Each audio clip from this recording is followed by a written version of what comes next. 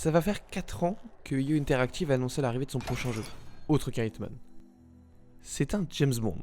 C'est très cool honnêtement, c'est le meilleur choix pour faire ça. Hitman prend des inspirations de James Bond tous les jours, donc pourquoi pas. Le truc, c'est que certes, j'ai hâte d'avoir un jeu James Bond, un bon jeu James Bond, mais j'attends aussi de la part du studio une suite à une de leurs licences qui m'a fait découvrir le jeu vidéo.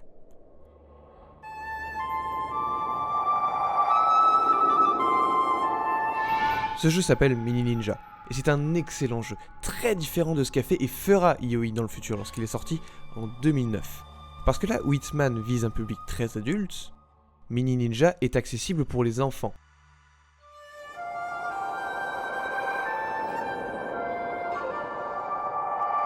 Je dis pas ça négativement, simplement que le jeu se veut accessible pour les plus jeunes âges, mais peut parfaitement être apprécié par tout le monde. Et ça c'est une vraie marque de qualité.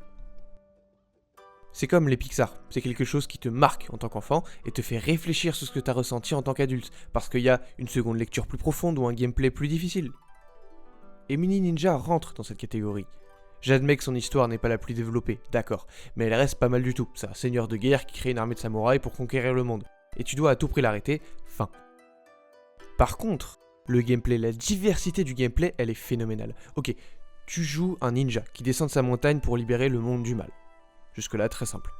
À ce moment-là de la production, quand rien n'est encore programmé, quand rien n'est encore fait, c'est juste des tableaux et des mecs qui discutent, les designers du jeu se sont demandé ce qu'un ninja peut faire dans tout ce que ça implique, et ils ont tout mis.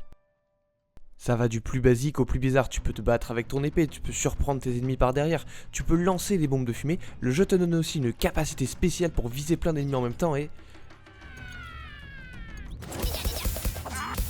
Tu te sens puissant, tu es un ninja. Outre le combat, tu peux aussi pêcher. Et quand tu pêches un poisson, t'obtiens pas le poisson. Non, t'obtiens directement du sushi.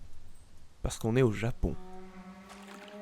Un ninja, qu'est-ce que ça fait d'autre? Des potions? Ouais, des potions, pourquoi pas? Pour se soigner, pour se protéger. Il peut aussi lancer des shurikens et même des boules de feu. Parce que, ouais, il y a aussi un système de magie dans le jeu, où tu peux utiliser différents sorts. Et encore une fois, du plus basique de la boule de feu jusqu'au fait qu'on peut posséder des animaux. La plupart de ces transformations servent à rien, hein. Mais tu peux être un lapin. C'est classe. Tu peux faire tellement de choses. Quand t'arrives vers une bande d'ennemis en train de piller un village, tu peux les agresser direct, tu peux lancer des bombes, des sorts, ce que tu veux. Le jeu te demande d'être créatif tout le temps. Et même dans le fait d'attaquer. Pourquoi? Parce que j'oubliais de préciser, tu peux jouer 5 personnages en tout, chacun avec son arme. C'est pas la feature la plus utilisée par les devs, mais elle est là.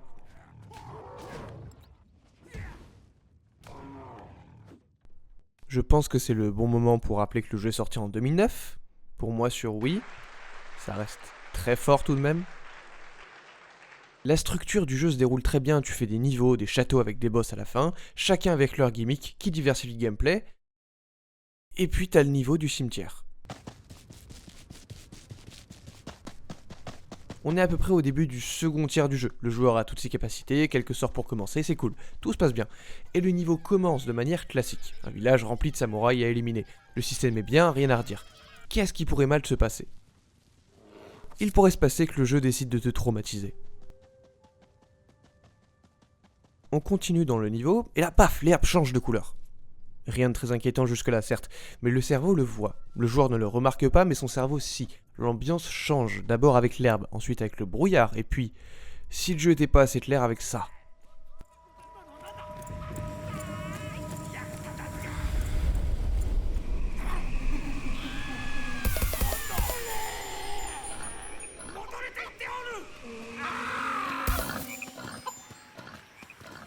Donc le joueur constate que les ennemis principaux du jeu se sont fait détruire. Ça veut dire que le jeu ouvre une parenthèse dans l'histoire, c'est une menace étrangère vers laquelle on se dirige. Et cette menace, le jeu nous la montre pas. Enfin, pas tout de suite. D'abord on passe de la musique calme et relaxante de la forêt,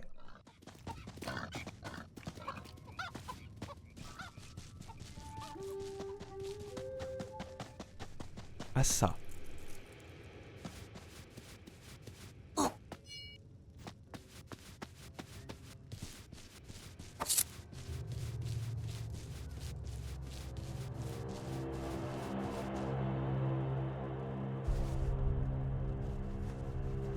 Ils ont mis tout ce qui pouvait faire peur. La musique, des sons de corbeaux, de loups, du brouillard parmi des tombes sur un petit chemin étroit.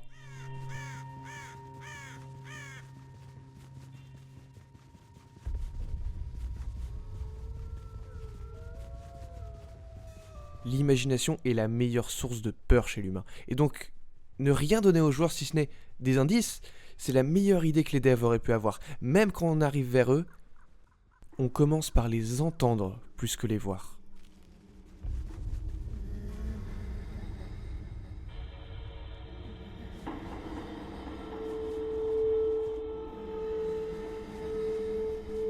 Ce sont des fantômes, aussi simples que possible, et rien ne marchera contre eux. On ne peut pas les attaquer avec notre épée, on ne peut pas les aveugler avec de la fumée, on ne peut pas les tuer à boule de feu ou de tornade ou de je ne sais quoi, rien du tout. Vous savez, eux, comment ils attaquent ?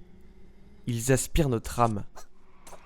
Donc on peut juste se cacher pour l'instant, parce que le jeu nous dit qu'ils sont imbattables, terrifiants, mais nous demande de les battre quand même. Petit, j'ai passé des heures à avoir peur, l'index appuyé extrêmement fort sur le bouton Z de mon nunchuck pour me cacher dans les hautes herbes, en priant pour que ma Wiimote ait encore de la batterie. Et le pire, c'est que je savais quoi faire. En fuyant dans une caverne, le joueur tombe sur ça. C'est un hôtel.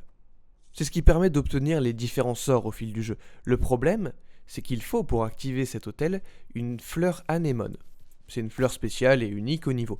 Elle se trouve dans celui-ci, dans un petit temple en ruine, en plein air, au centre de la zone. La prendre, c'est s'exposer aux âmes qui la parcourent et qui vont nous voir.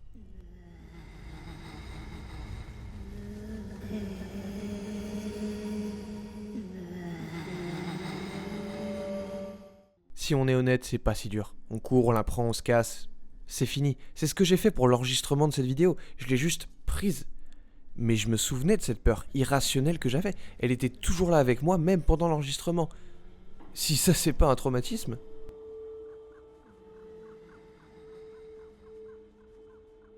Et je pense que c'est le point central de cette mission. Parce qu'après, en soi, c'est facile. On obtient le pouvoir qui est le fait de faire de la lumière, la seule chose qui peut éliminer les fantômes, et on termine le niveau. Mais c'est pas le plus important. C'était pas l'horreur le plus important. Pendant un court moment, le jeu nous a dit que parfois il faut juste y aller, qu'il faut prendre son courage à deux mains et foncer dans l'inconnu. Les devs ont rendu leurs joueurs courageux en utilisant tout ce qu'ils avaient à leur disposition. Oui, l'endroit est terrifiant, mais il n'est pas terrifiant pour rien. Il y a une raison à ça. Là où un film te montre une morale, un jeu te fait l'expérimenter. Là où un film te dit il faut être courageux, un jeu te met face à une situation où tu n'as pas le choix. Voilà pourquoi j'attends une suite de ce jeu. En plus d'être un bon jeu inspiré d'une culture, Many Ninja est une masterclass de game design.